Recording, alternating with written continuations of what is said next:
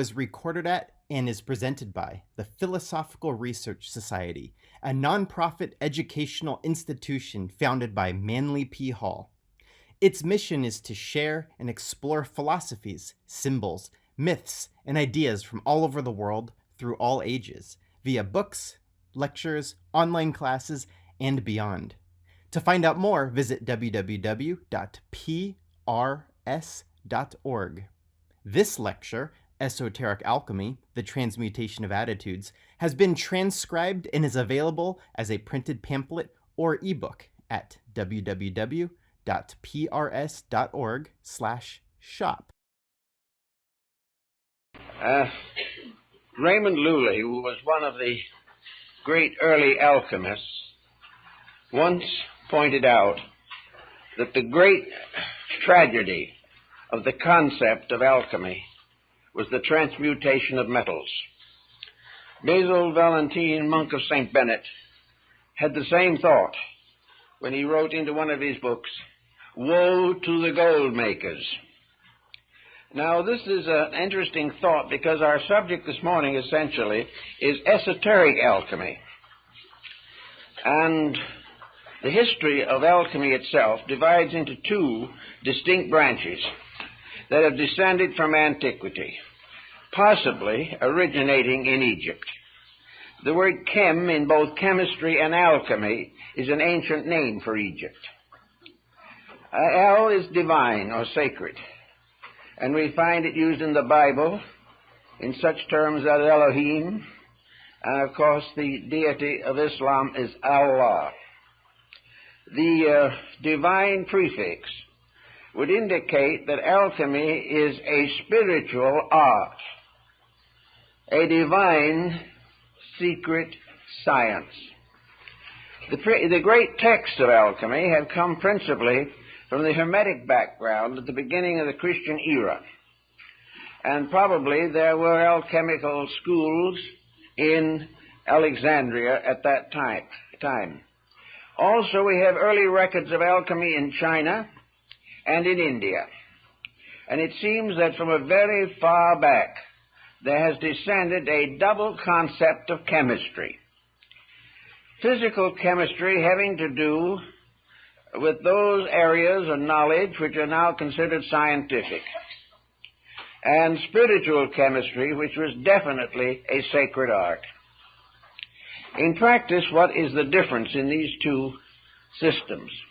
I think probably Paracelsus summarized this rather well when he pointed out that the alchemical transmutation was impossible unless the alchemist himself was in the process of transformation.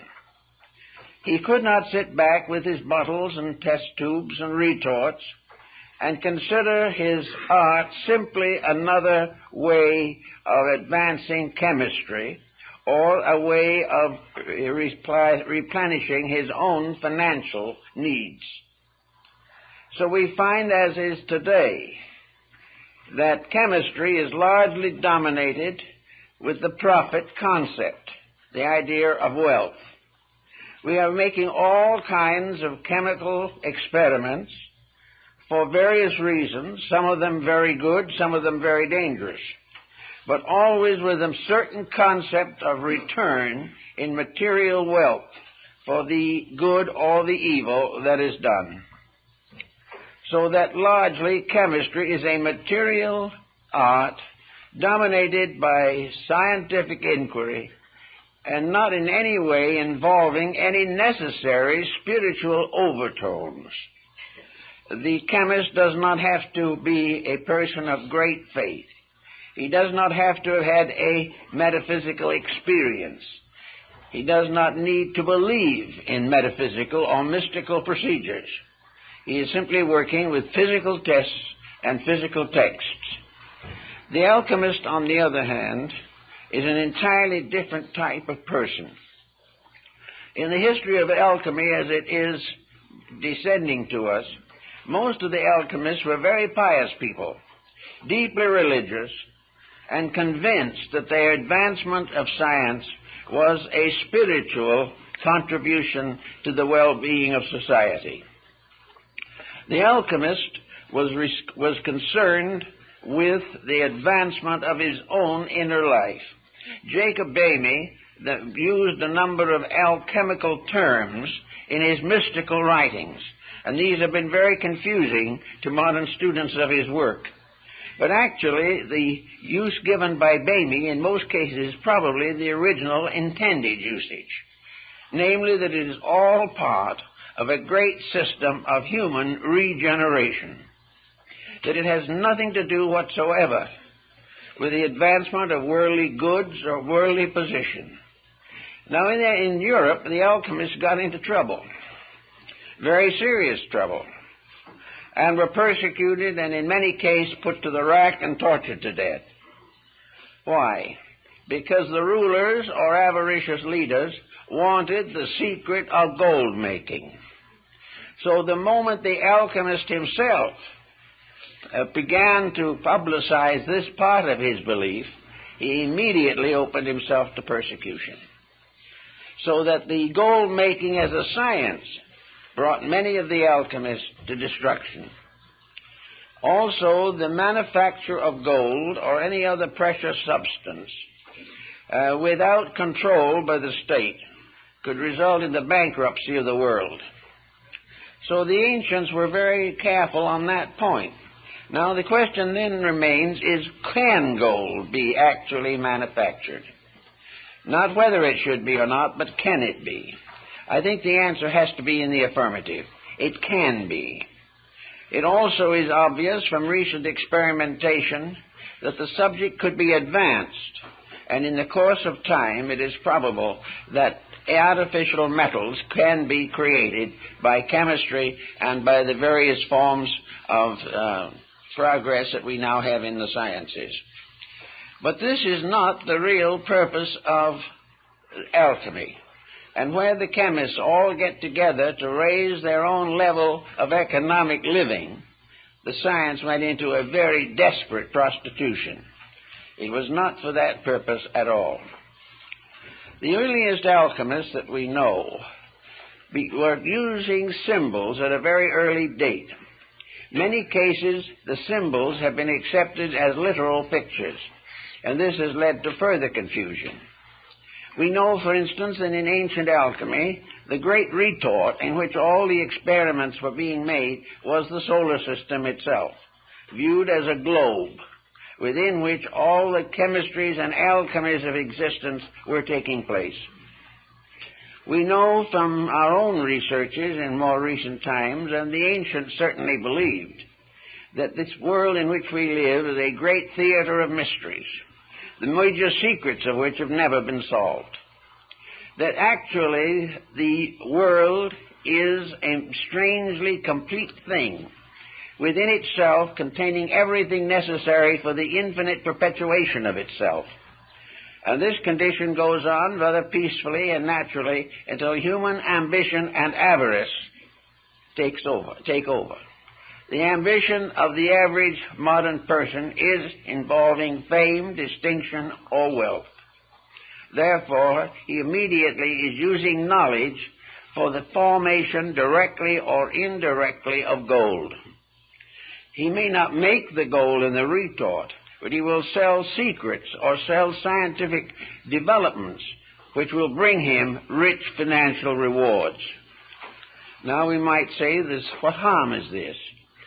Well, one of the reasons why it is extremely dangerous is because the moment we begin to experiment with the basic laws of existence, we are very apt to forget their own integrities.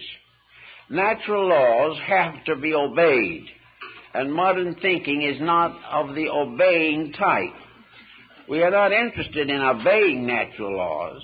We are interested in changing them to fit our conveniences. We want to use natural law to exploit the universe in which we live. And as a result of that, we are constantly in trouble and are in the same dilemma that burdens the alchemist. Many years ago, we had an amateur alchemist here in Los Angeles. He was a delightful old German gentleman, and for a prosaic living, he worked in a cheese factory. Now, he wasn't hoping to transform cheese into gold or anything of that nature, but he was experimenting on the side throughout most of his life, trying to work out these strange and mysterious formulas that had descended to him from the past. Before his passing on, by the way, which occurred many years ago, he gave most of his alchemical books to our library. But he passed on definitely certain that there was an answer, but that he had not been able to live long enough to find it. Then we had another gentleman who was engaged in alchemical speculation. He followed every rule in the book that he could find, and of course soon found that every book had a different set of rules. This is always confusing and very frustrating. He went on and on and on, using every contrivance of physical knowledge. He bought a lot of apparatus and instruments.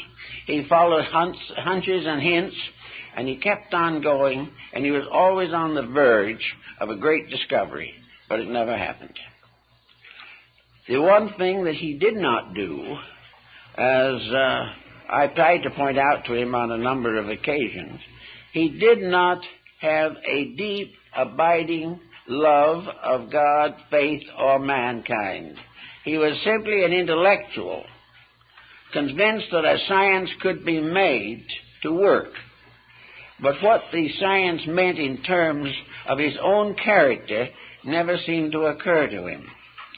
Now, when we go into the alchemy of China and India, we find almost immediately that the symbolism moves from pure chemistry and things of that matter to all kinds of vibratory patterns which we know in life.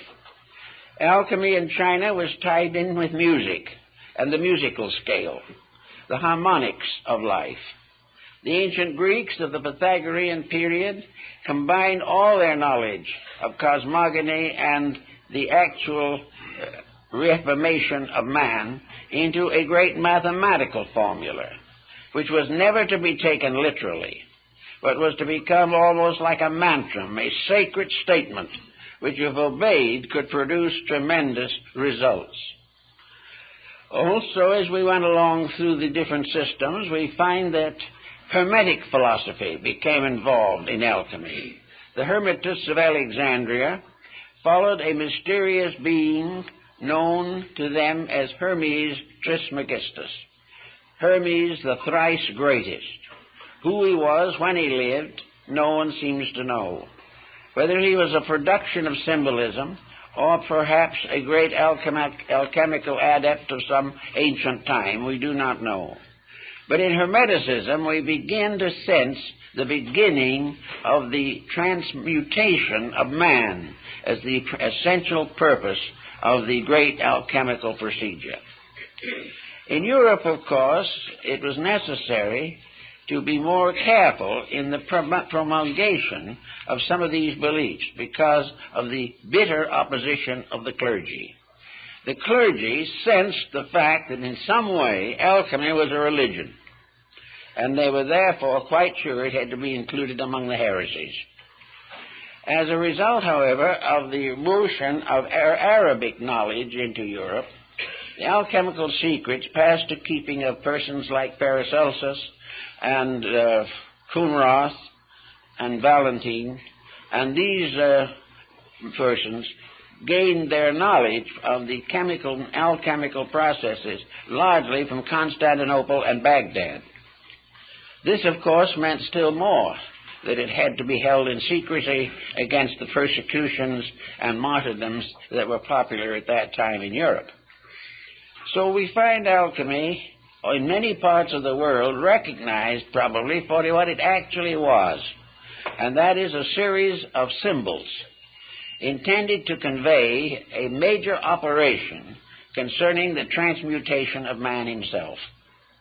Without this transmutation, none of the great good things that we dream of can come about.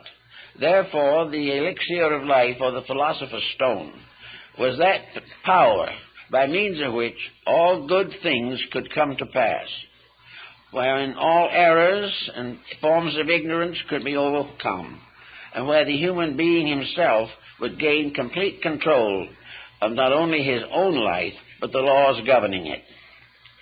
Therefore, we come to this particular thought that seems to be very much in the medieval alchemical tradition, and that is there any proof of transmutation?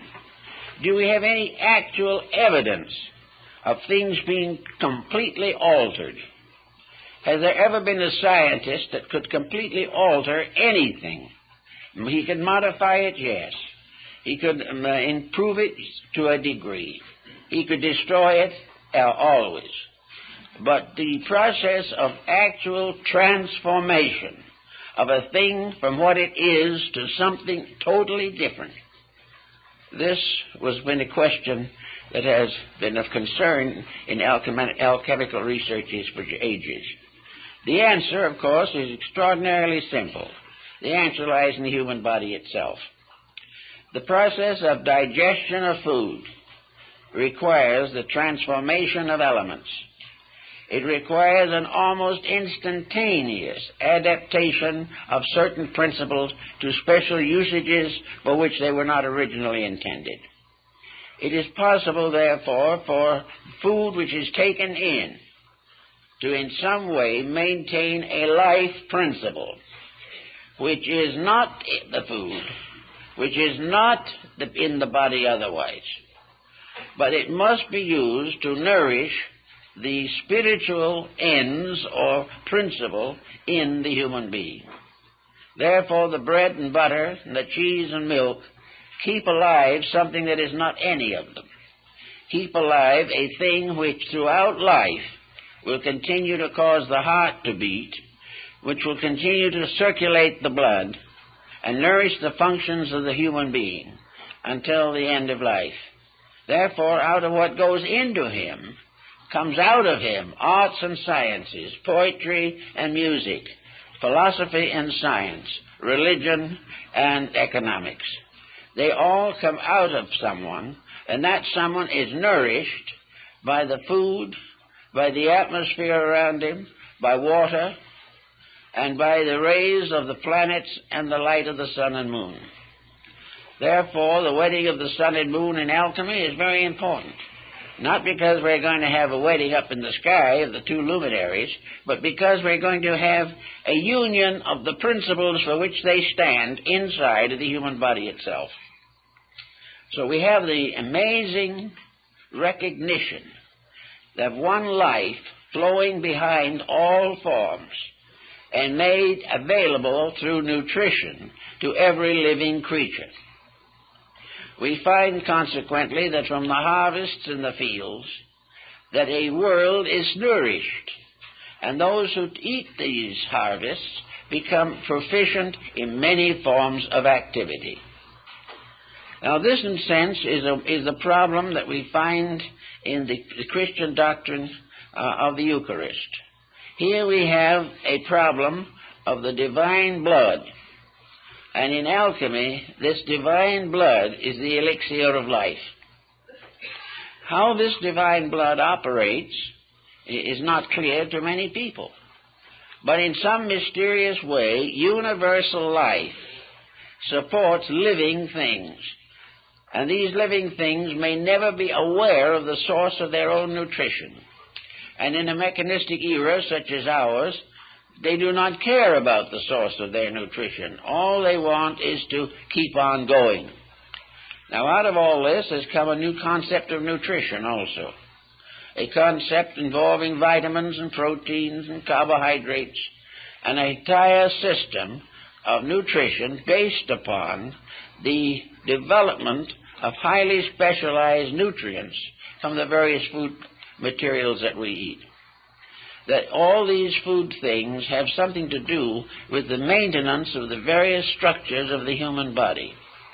In this sense of the word, there is an acceptance of alchemy without any understanding of it. Here we have the realization that nutrition does do the work. But how this nutrition does it, and why it does it, and how one general type of nutrition can maintain an infinite diversity of creatures is another problem that is difficult to understand. One of the problems, of course, is that the nutrition must be regarded as conditioned to the creature which is receiving the nourishment.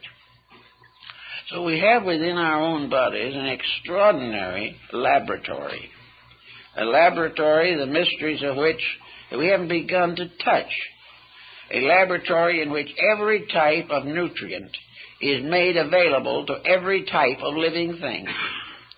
And all this happens without a chemist sitting somewhere and arranging it all. We can, in nutrition, have someone who can help to make it practical, who can prescribe various materials for our common nutrition and for special emergencies that arise. But prescribing them is not creating them, and prescribing them is not understanding them. It is simply that we have gradually come to know that certain materials have certain effects, and we depend upon this to maintain the procedures which we hope will strengthen and lengthen our life expectancies. Now, immortal life was one of the beliefs of alchemy. So they had a number of very quaint and unusual concepts about this matter. Some of these concepts are very difficult to understand even now. But we know that they definitely believed that there were in the world a few individuals who had solved the mystery of alchemy. And the master of all the alchemists was Elias Artista, the most celebrated of all the Hermetic adepts and philosophers. No one really knew him, although we do have 2 or 3 early books in the library in which alchemists describe a meeting with him. But Elias Artista was the symbol of the perfect alchemist. He had a number of disciples, however, who came very close to him in achieving the ends which he sought. And the powers of Elias were such that he would appear in laboratories where worthy persons had worked very hard for years and given them a hint or a little advice to advance their researches. Then he disappeared and was never seen by them again. He appeared in many nations and in many different appearances. He spoke many languages, but he is supposed to be an eternal person, living on and on, because there was nothing within himself to cause him to die. Death has to be the result of causes, and life expectancies are increasing constantly. But life expectancies to reach phenomenal extension of time are now either a phenomenon in themselves, or else they are the result of very serious scientific conditioning or constitutional ability to adapt nutrition over a longer period of time than is possible to most people. The alchemists also pointed out that the beginning of the alchemical experiment was, of course, to remove all friction from life. By friction we mean wear and tear. Now, what is wear and tear?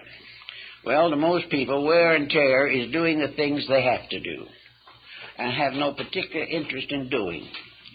Wear and tear is also the result of the lack of control of the mental, emotional, and physical activities of the individual.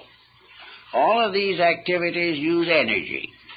A large part of the energy we use today we waste. We are not conserving it.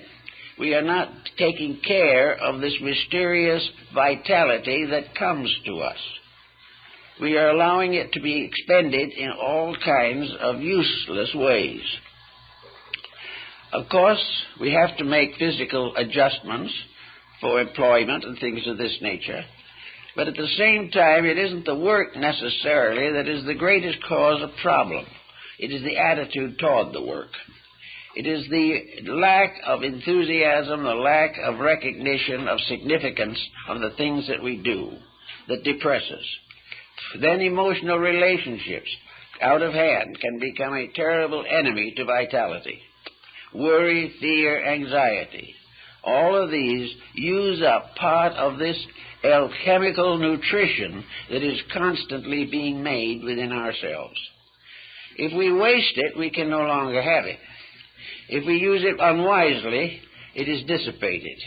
And gradually, to keep on with the artificial attitudes that we have, we undermine the necessary functions of the body.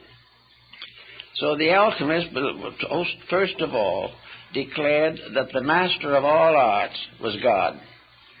Deity was, in a sense, the extra-personal, perfect alchemist. Because in deity, all things continue according to the divine will. How this will operates, man does not know exactly. But he does recognize, if he is mystically inclined, that there is a tremendous background of eternal wisdom behind the things that happen in nature. And so deity becomes the perfect force behind generation and regeneration. The deity brings forth the seed, the plant, the flower, and the fruit. And then that seed becomes the next generation of the same. And in alchemy, these seeds are called the tears of God, because they are the weepings which produce life everywhere. The symbolism is strange and obscure, but we can gradually work some of it into a pattern if we try hard enough. We must begin with what the alchemist begins with, base metals. We must begin with things as they are here, visibly and inevitably. We cannot build our alchemical formulas from elements or substances not available to us. So the beginning of all things is to recognize that the first operation is a transmutation of physical factors, elements, and properties. In other words, purification. If it's mercury, it must be purified. If it is sulfur, it must be purified. If it is salt, it must be purified. And if it is man, he must be purified. Everything begins with the purification or the removal of the dross, which limits the value and limits the survival of elements, principles, and substances. So we start with the concept of a pure material with which to work. The alchemist is given various clues and keys on how to achieve this pure material. He might assemble it under certain aspects of planets. He might wait until the moon shines upon the water before he uses it in his test tubes. He may do all kinds of things. He must purify, first of all, by gathering his materials from pure sources, as much as he can. Most of the great experiments of Paracelsus and many others were possible because of the pure high atmosphere of the Alps. Here materials were uncontaminated. Here things grew to the fullness of themselves. And here in his day there was no smog or congestion. These pure materials, having been found, become the basic elements with which to work. Now, you may have to go out and work and look and search for a long time to find a pure material in workable condition, something that you can actually use. Now, the same problem applies to the person himself. The alchemist must first purify his own body and his own nature. Until the body is cleansed, its various processes cannot be refined. Because actually, all the purification in man, all the integration and organization of his abilities and capacities, all the improvement of his nature through learning, through meditation, through contemplation, all of these things lead up to, contribute to, and make possible a final internal illumination. The final secret has to come from inside. Therefore, everything has to be refined until the soul of itself is available.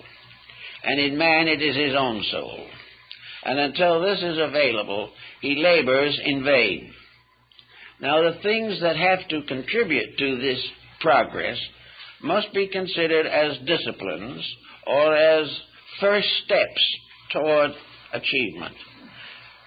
They represent, first of all, man's recognition of his responsibility to the life principle which exists in him and in which he exists. This principle is divine, sacred, and the most valuable and mysterious thing in the whole world.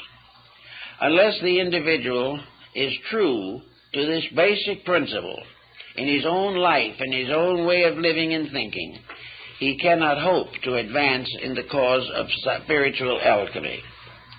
So he must do everything possible to make his own life reasonable and normal.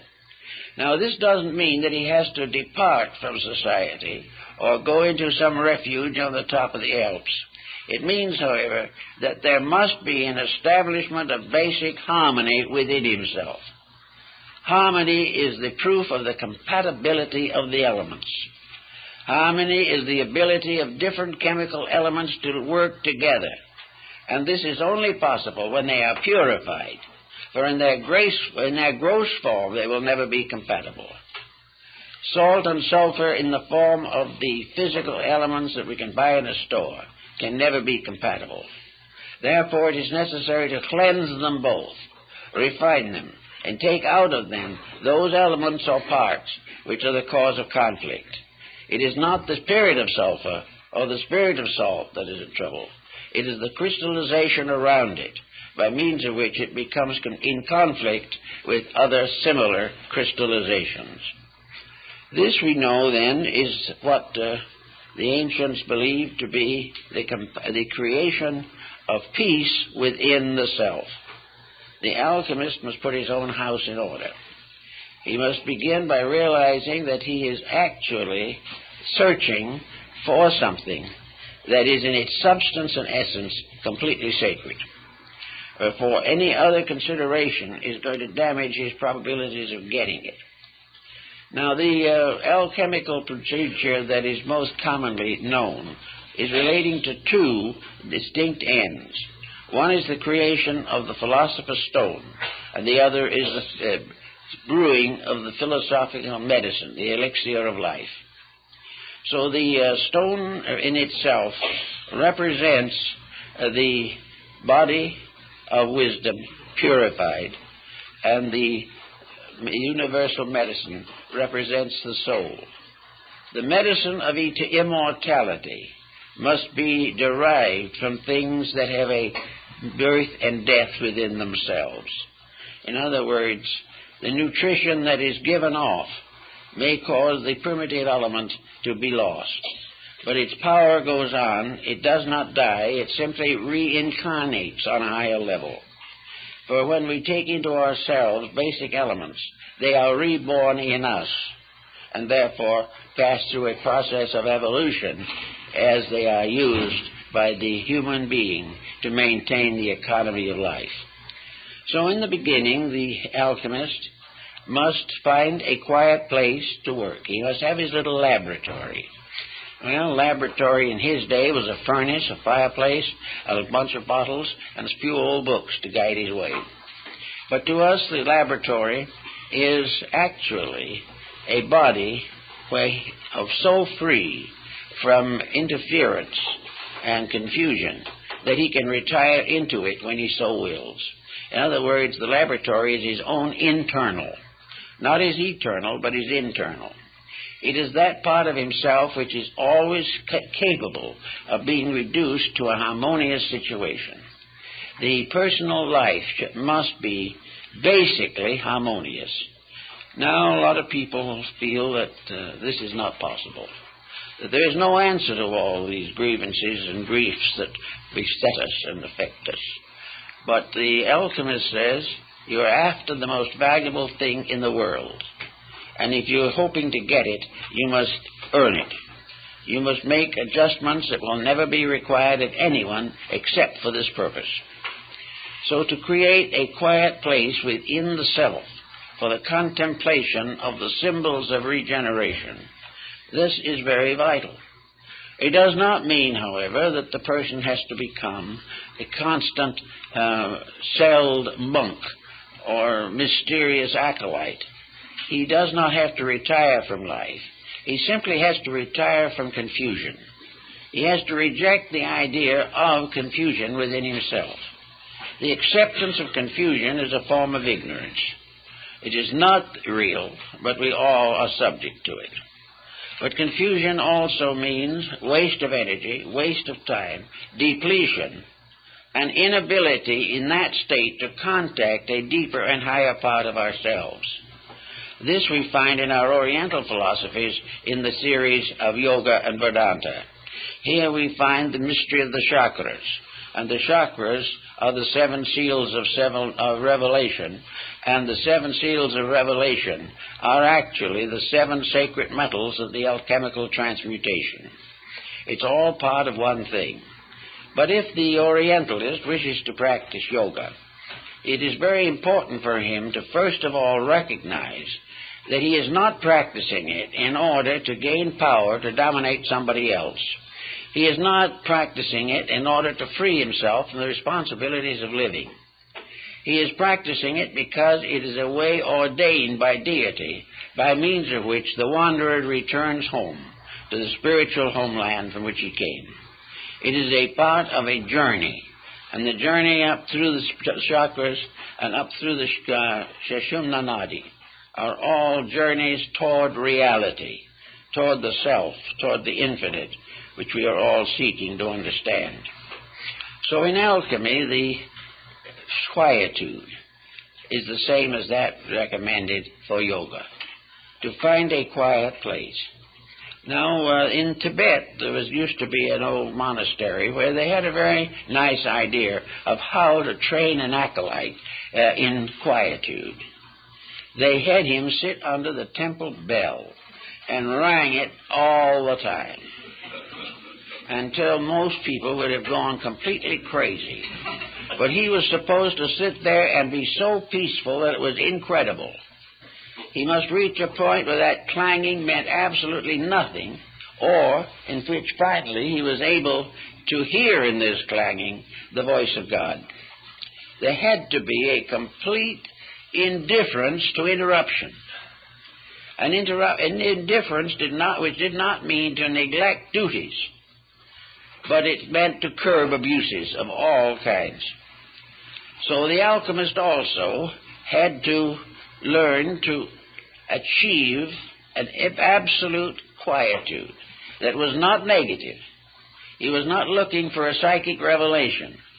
He was simply finding peace, which is the foundation of growth. After a certain length of time in this allotted labor, he was able to quiet his nature, to release from it certain basic powers already available to him, because he also has within himself the seven seals of revelation in the forms of the vital organs, the various ductless glands, the various systems of the body, the composition of the blood, and the seven orifices of the heart. And it is in this Shaptapana cave, as Buddha pointed out, of the heart, that the great mysteries are revealed. So the heart becomes also part of the alchemical paraphernalia, by means of which the individual receives finally the full support. Also, of course, the alchemists used as a symbol of their achievement the lamb with the cut throat and the blood pouring from it, because of the idea of man being saved by the blood of the lamb. Now, the blood of the lamb in this case is actually the Eucharistic vitality, which arises from the absolute sacrifice of all forms of negation and the purification of the life that flows to us through the wonderful possibilities of the infinite itself. Now, after getting nice and quiet about these things, the body being as much at rest as possible, we soon come to another very important decision. For this purpose, the body can be considered alchemically the power of the moon. And this body being subject to all kinds of digestive and assimilative processes, the lunar energies work for the maintenance constantly of the peace of the flesh. And the individual has to cooperate consciously with this process if he wishes to proceed further. Now, having gotten a little bit of control of the body, we make usually a very disheartening discovery, at least for the beginning. And that is, essentially speaking, the body, which is the earth of the alchemical experiment, didn't really do us very much harm in the first place.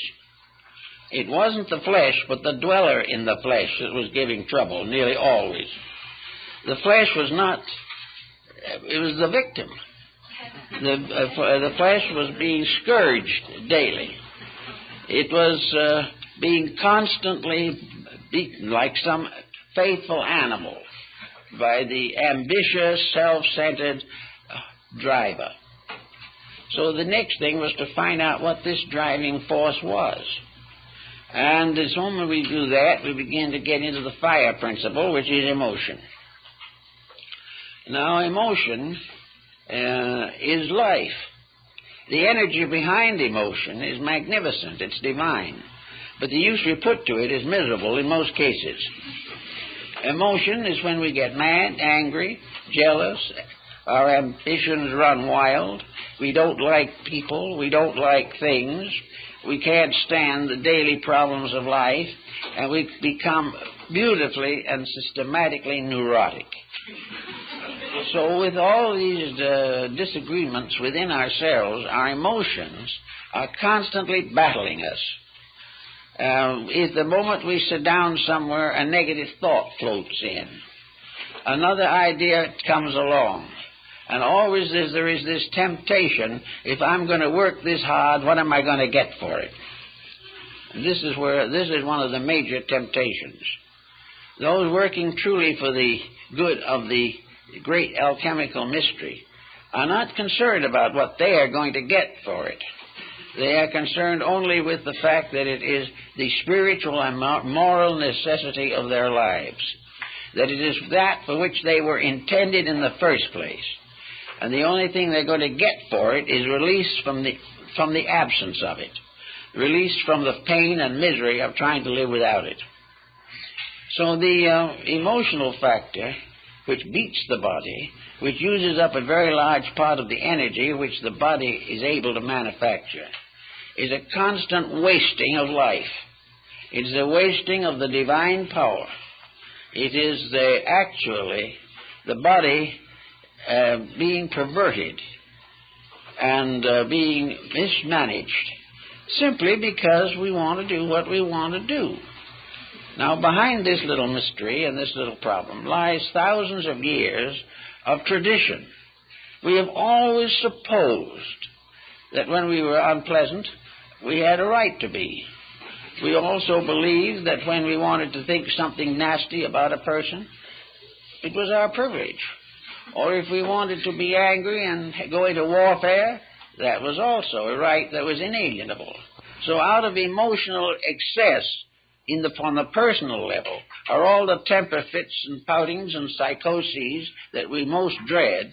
And on the larger world field of the great alchemical retort, this misuse of emotional energy is war, crime, and all the difficulties that we most fear.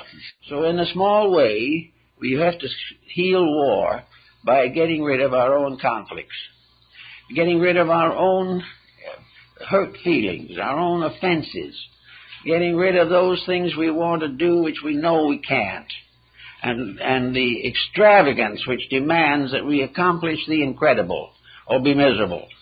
We have to get our attitudes and our emotions down where they're reasonable, and we have to use them reasonably and beautifully.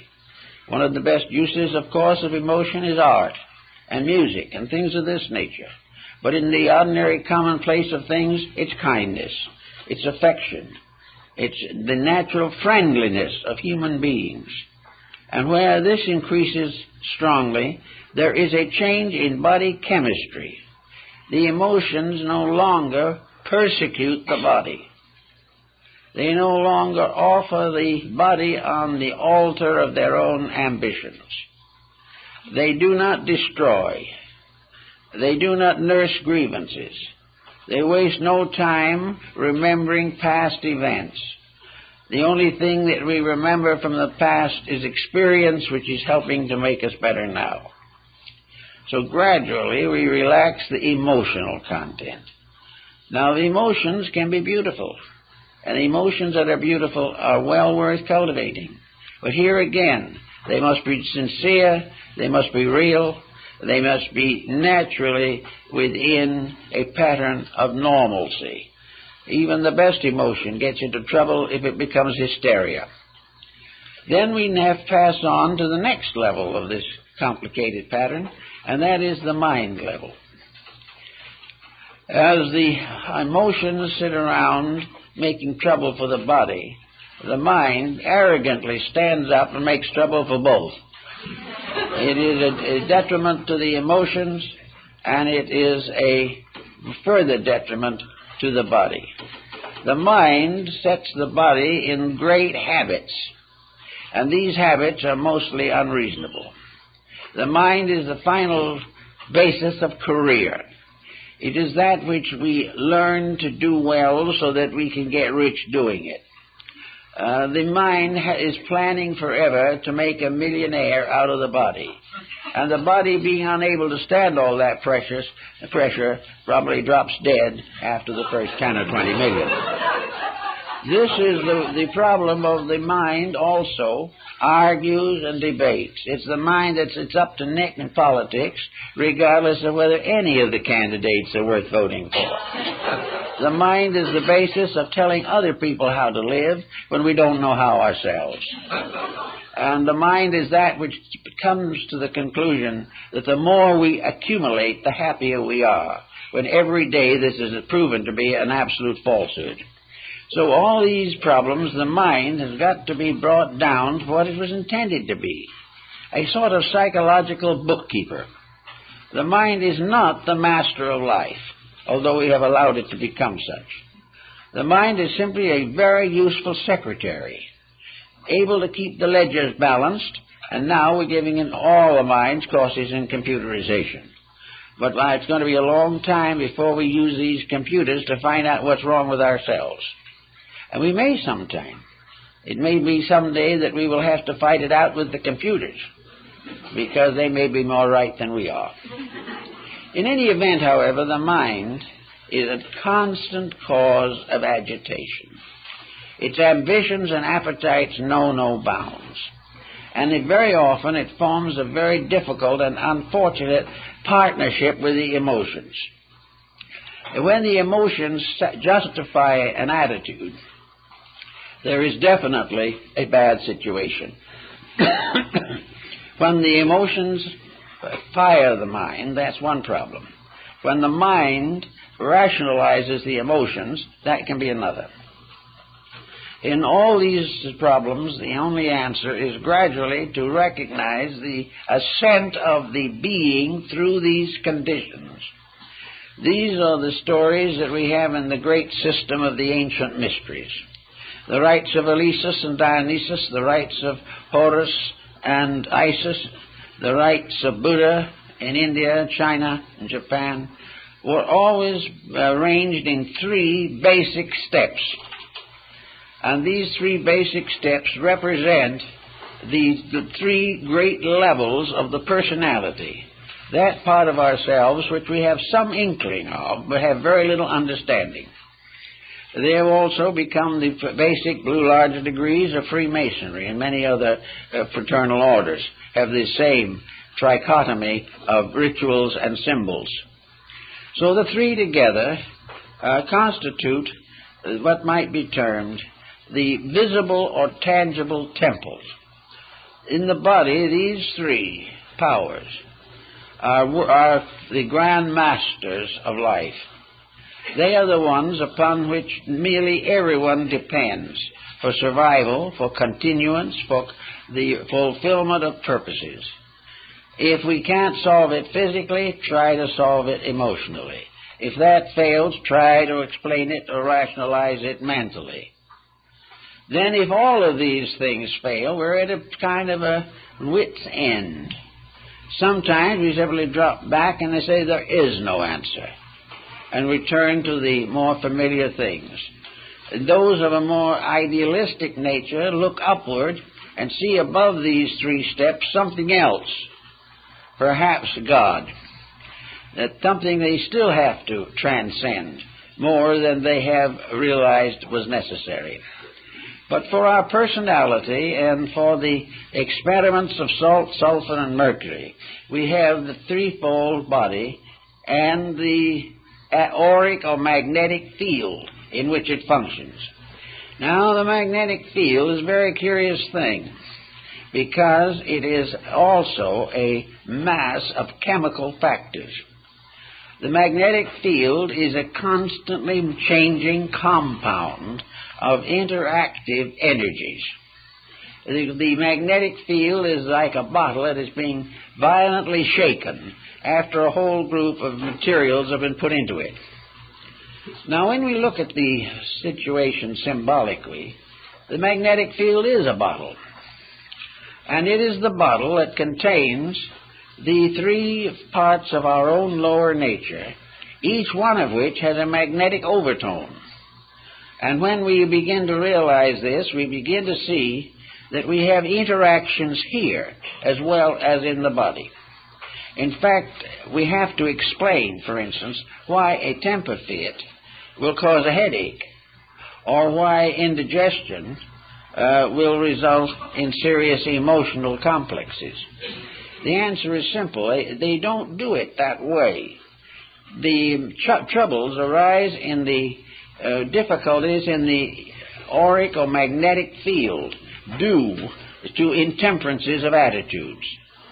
If an individual is angry, the magnetic field blazes up and really practically burns out most of the other values, for the moment at least. If the individual is depressed, the magnetic field fades down to a shadow. If an individual is in the presence of contagion and is healthy, the magnetic field can protect him from infection. If, however, he is depleted and goes into the presence of it, he may catch the ailment. So the magnetic field, in constant motion, emotion forms, thought forms, and bodily essences make up this particular area. And if there is any deceit, any falseness in the personality, it will show in the magnetic field, although the individual may try to talk himself out of the problem itself. If you have a temper fit and you say it was justified, you're not sure of that, because it's not only justified if it does not result in trouble in the magnetic field. The magnetic field is not interested in your excuses. It is not interested in your explanations. It is interested in the chemical interaction of values.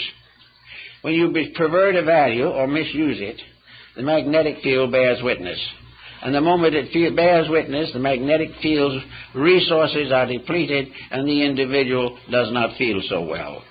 Little by little, abuse of the various emotions, thoughts, and bodily functions will result in the exhaustion of the magnetic fields.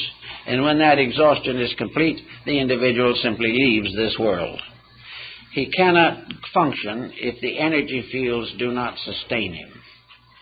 So it is very important to maintain harmony.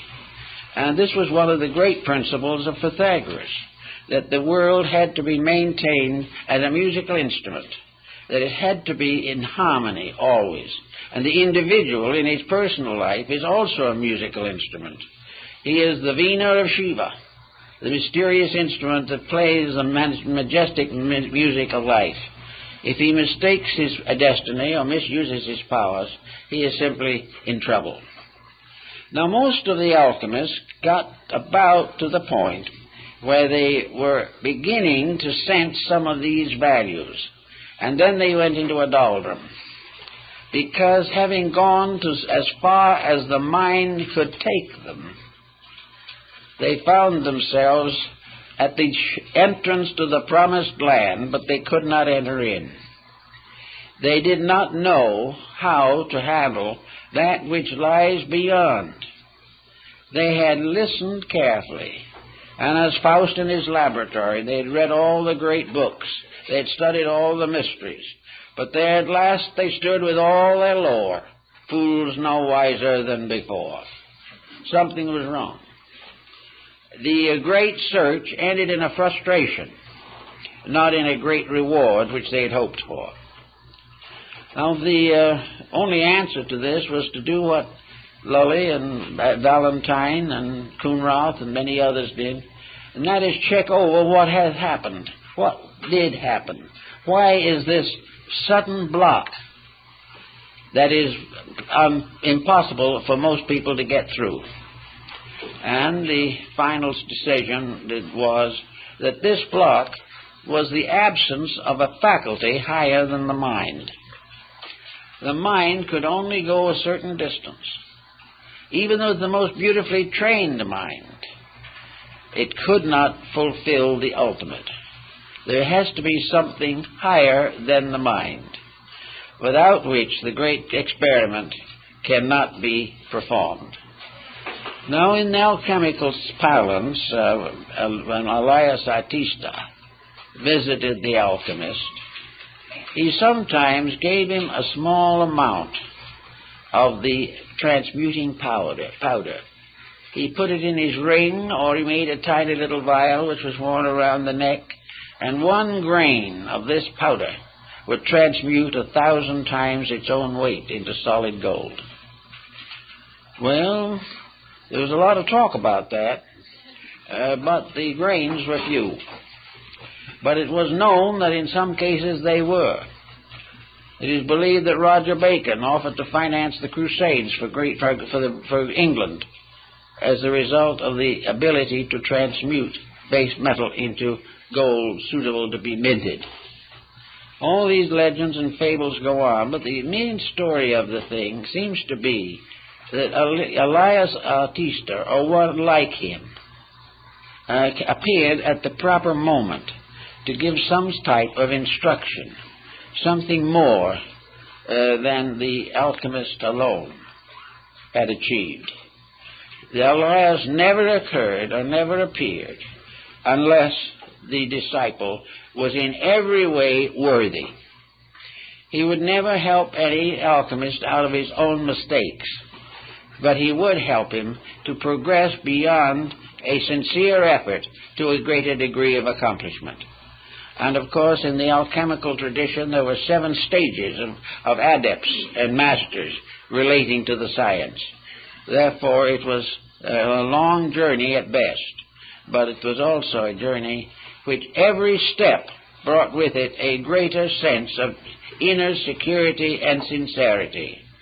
With the beginning of the 4th step, under the leadership of a guide, or by means of this mysterious tincture, the alchemist received his first evidence that he was going to ultimately succeed. He received the inner message that the labor was not in vain. It was from a hope in the first 3 to a kind of mysterious, mystical certainty in the 4th level that made it possible for him to go on. So this 4th level was found, and of course we find in alchemy the life of Christ is an alchemical formula. We also find, according to the Kabbalists, that the Song of Solomon is also purely a chemical formula in disguise.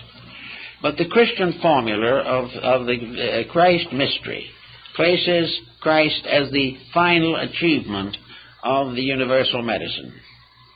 And in the alchemical symbols, figures of Christ, also of other saints, appear in the bottles to indicate that this was the intention of the story, although most people didn't realize that fact. So in the 4th step, we come to the next thing, and that is the beginning of an integrated mystical experience. In other words, the 4th step was the awareness of the soul. It was what in Indian philosophy is the Buddhic state. It is the state of the individual suddenly becoming rational inside himself, achieving a sense of reality superior to thought, and also becoming for the first time capable of directing his own efforts by the very divine power within him which he was seeking to release into manifestation. So in the ancient Hermetic mysteries, the soul was the symbol of the alias artista, the adept. It was the one power in man capable of becoming the internal instructor, capable of becoming the source of inner enlightenment that cannot fail. Now, in the system of the alchemy, the cultivation of this soul power is perhaps most clearly defined in the writings of Bamy, the German theologian, mystical shoemaker, who was one of the greatest mystics of the Protestant world. Bamy was the one who finally realized that within himself was the adept. The adept was not somebody wandering around outside. The adept was the adept self, more or less of the same spirit of leadership that we find in the psychology of Carl Jung, where the teacher, the inner teacher, becomes the symbol of the master alchemist. In this particular phase of the subject, light begins to shine from within. Light begins to clarify things. The eye begins to see through the blind spot in its center. The world becomes more and more translucent. The elements become more and more understandable. And instead of seeing nothing but bodies, the intuitive mind gradually learns to see nothing but qualities.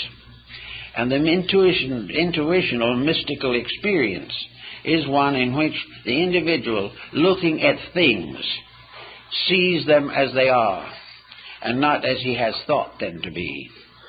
He sees the rock and the stone and the star, not as he does with mortal eyes, but from an inner vision which projects a higher level of sight. In other words, to make it a little clearer, all things that exist have not only the visible forms of their existence, but the invisible forms. Each rock and pebble, each twig and flower is not only a physical thing, but a metaphysical thing. With the mind, emotions, and bodies, we see the physical thing, we pick them up, and we make a bouquet of flowers. With the psychic power of the soul, we see the psychic bodies of these things. We see the magnetic fields of them. We become aware of their degree of growth in the development of their potential. We also become able to watch clearly the result of combining them. We see the compatibilities and incompatibilities. We see the elements that work together and the works that cannot be reconciled. So little by little, as we work with the soul eye, we become aware of the universal soul. For the first time, we are capable of seeing the quality of life. This is well noted in some of the early visions of the Platonic writers and many other mystics who were able to behold the invisible shapes of things, and in seeing their shapes beholds their natures.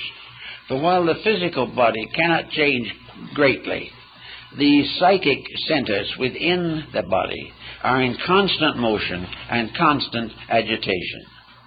It is also then possible for the alchemist to discover something that perhaps he has never fully realized before. He may have believed it, but believing and knowing are two different things. He knows, for example, that no matter where he turns or what he looks toward or what he examines, there is nothing in the entire universe that is not alive. Even the grain of sand is a living mystery. Everything is alive. And in the great aliveness of things, the magnetic fields of all these different forms gather in the magnetic atmosphere of the universe. It is a very great and important subject for careful study. But in any event, with the beginning of this dimension of value, the alchemist begins to discover how to accomplish the mutations which are necessary to his art. He knows the principle of sublimation. He knows the cycles of recapitulation that have to be used, because gradually he sees that alchemy is only a symbolic representation of the entire process of universal activity. Everything is part of the same great pattern. And this pattern unfolds as we become capable of understanding it. The pattern is never more nor less, but our relation to it is forever changing as a result of personal growth. A disillusionment or a frustration, these leave scars in this great pattern. But in the course of things, we go on in any event to that which is necessary to us. As a result of the development of the soul cycle factor, we are reminded of Nicolas Flamel, a Scrivener in France, who became an alchemical adept. He and his wife, Pernella, both worked together and finally accomplished the projection. Then what did the good man do? Flamel simply took all that he had made, with all of his arts and all of his struggles, and dedicated it to the building of churches and the service of the poor. And in the Yard of the Innocents in Paris, his Church of the Innocents stood for centuries, but was finally destroyed during the Revolution. When I was in Paris last time, I tried to find where the church had been. I finally found the Square of the Innocents, now a little park, but no building. And in the yard of the Musée Clément in Paris are stones from the ancient church. This church was ornamented on the outside with the hieroglyphics of the achievement of the great work. But the whole process was based upon the simple fact that Flamel had dedicated everything that he learned, every advancement in knowledge, simply to the relief of suffering. He had no intentions of profiting by it himself. This is probably why he was one of the greatest of the European adepts, and why after he was supposed to have died, he simply retired into the Near East, where he was seen centuries later. But in any event, when you get to this level, you begin to work with the chemistry and alchemy of life. It is no longer little materials in bottles. It is vast concepts experienced within the unfolding massiveness of human projection. Little by little, the entire mystery goes on until finally the individual, from an intuitive procedure, forms a reunion with the divine part of himself. And having made this union with the divine part of himself, he then goes on to the further steps of the great transmutations. He finds himself gradually lifted up into the hierarchies of life, but never, however, for personal gain, never for glory, never for wealth, and never to escape pain. These things are processes of growth, and the pains and sufferings that we have are the impairments which by our own policies we know no better. It is not a fault. It is one of those things that nature has presented to us for contemplation, and which we must face whether it is happy or not. But in going on and on, we gradually find the part of alchemy in the great universal plan of things. We find that the planet itself is in a state of constant alchemical transformation. We know that the solar system is moving from one level of evolution to another. We know that the whole cosmos is coming in more and more into perfect harmony with its own rules. These different forms of life, therefore, we find, have a tendency, as time goes on, to be absorbed into higher forms of life. It isn't that sometime that our planet will simply disappear or go forever and we will cease because of it. It simply means that evolution is a growing. And when we outgrow the experiences that we are facing in the 20th century, we will no longer be subject to the confusion and sorrow of these experiences. We have to solve problems. And the alchemist's problem was to solve the mystery of himself. He had to find ways to outgrow his own limitations. And various systems have advanced for that. Religion has attempted exactly the same thing. Philosophy has attempted it.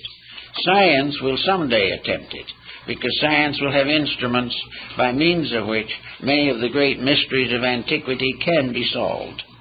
But regardless of the motive behind it or the methods used, the whole answer is the gradual transformation, called transmutation, multiplication, and finally projection of the great work. This is a sort of a marvelous wonder world of forces and values which work together in the music of the spheres, as was Pythagoras called it. A universe of infinite integrity, infinite beauty, and infinite wonder. A universe which exists within ourselves as a potential of all of these things. For there is nothing in the universe that is necessary to man that he does not possess. And it is perfectly possible to conceive the ultimate unity of man and the universe, not by him ceasing to be himself, but by outgrowing what he has come to consider himself, which is another pretty little problem that we all have to face. We all think of ourselves as we are. We think of ourselves looking in the mirror and seeing exactly what we are. We look in and we see a face that is fairly reasonable. That's pretty good. If it's too unreasonable, we try to do something about it. We look around us, we see our clothing, we see our friends, we see our associates, and we see ourselves as a kind of creature, just as we are. And with the mental and emotional levels of vision, we see the inside the way we think it is. For the outside, we have to depend on X-ray. But on the other phases of it, we look inside, and we see ourselves as a more or less complicated mass of conflicts and contradictions. We realize that we're nothing to brag about if we want to be really honest about it. But we always can think of something to brag about. And all these infirmities, weaknesses, limitations, we take for granted. The individual is what he is.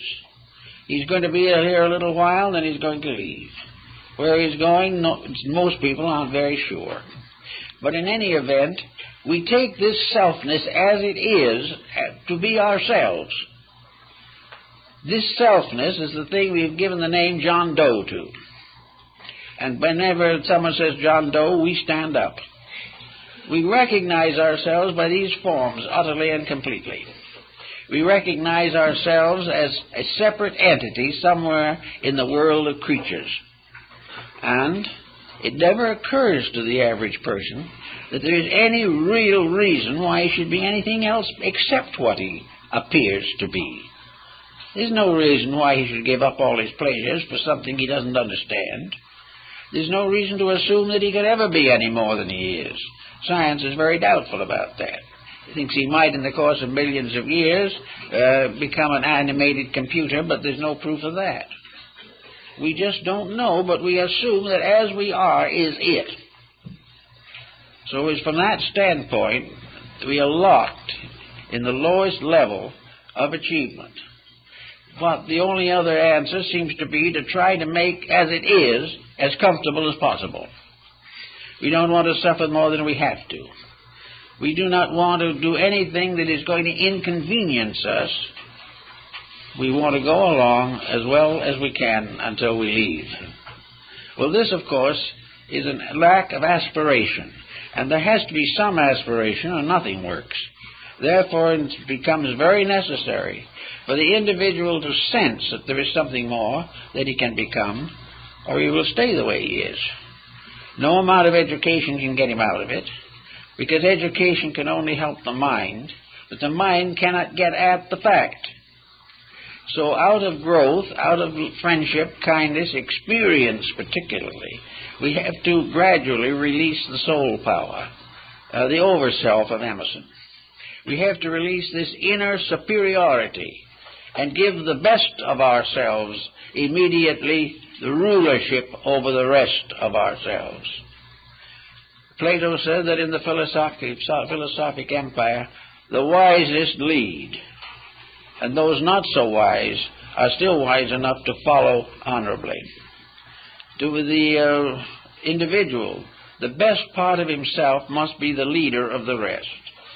For the moment he rests leadership upon any contaminated level of his own consciousness, he is in trouble. So he tries to go along the best he knows. But the alchemist was a kind of a being apart, a natural mystic. And there have been many mystics that were not alchemists, but were also on the same general level. There is a part of society, it's a small part, unfortunately, that has discovered within itself the need for growth, the need to become more, that there are certain nagging questions that we need to answer in order to live well now. And we also have to know more about more before we can get along with the little that we do know. Gradually, we have to increase in all these values in order to make life in this world suitable to us. We have to try and find the answers to war and corruption. We realize that as we are now, even though we may never be in a war ourselves, we are in a war and conflict with our neighbors and our families and within the biological structure of our own bodies. Therefore, something has to be done to arbitrate these things. So the way of arbitration is a slow process of discipline, by means of which we ascend through the three personality factors of our lives and come into harmony with the fourth level, which in the ancient astronomy was the level of the sun, the fourth orbit. Then we have to take the body and the psychic, or the soul, and wed them in what the alchemists call the marriage of the sun and moon. All of these things are interesting experiences and philosophical thoughts, but out of them come certain simple things. Alchemy is nothing more or less than a dedicated effort to find out where we came from, why we're here, and where we're going. It is also a science by which all sciences built in selfishness can be rededicated to the common good of humanity. It is a way of applying all that we know to all of the problems that we must solve. Gradually, step by step, we become more knowing, more useful, and more helpful. And we become better citizens here, and whether we realize it or not, we're better citizens of eternity. So the alchemical symbolism is a lovely metaphysics. It is a gracious and beautiful approach to one of the great problems of daily existence. And every individual in his own personal life can be an alchemist. He can be a worker with the divine chemistries of living. He can work with the chemistry of adjustments with society. He can work in disciplining his own nature. He can develop integrities and kindliness and gradually transmute his life from a self-centered effort to succeed into a soul-centered effort to serve the great cause of life. As these changes take place within himself, he will find that he is gradually being transmuted. He is being changed from a mortal creature to a divine being, which was always there, always within him, but which was locked by the limitations of what we might term natal ignorance, the ignorance of a life growing up that has to grow to know, has to develop its own potentials in order to be able to learn, and which, one way or another, by the problems of life, will ultimately be impelled to dedicate itself to the search for that which it needs to know. If we put all these things together and work them out, we will be, I think, good alchemists, good mystics, good Christians, and good followers of the great ethical principles of the world. I'll thank you very much.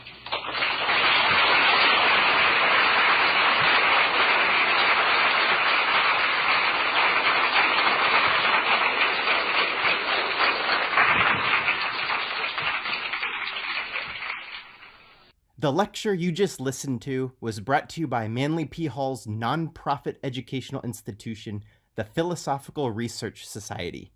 To discover more lectures, books, classes, and resources, visit www.prs.org.